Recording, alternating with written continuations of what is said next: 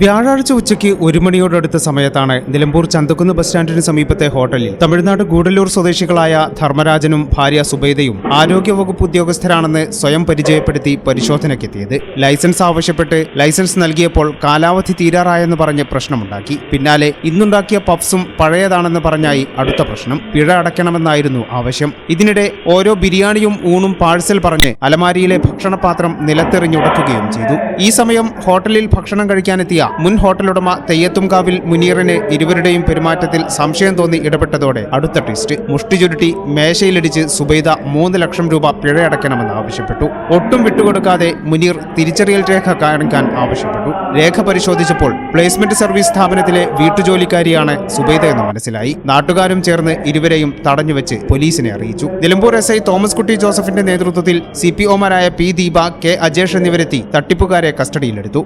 ആൾമാറാട്ടത്തിന് കേസെടുത്ത് അറസ്റ്റ് രേഖപ്പെടുത്തി. ഈ ചാനൽ ന്യൂസ്, നിലമ്പൂർ.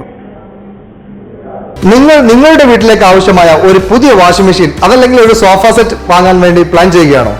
പക്ഷേ വലിയ തുക ഒരുമിച്ച് മുടക്കേണ്ടി വരുമോ എന്ന് പേടിച്ച് നിങ്ങളുടെ ആഗ്രഹം മാറ്റിവെക്കുകയാണെങ്കിൽ ഇനി അത് വേണ്ട.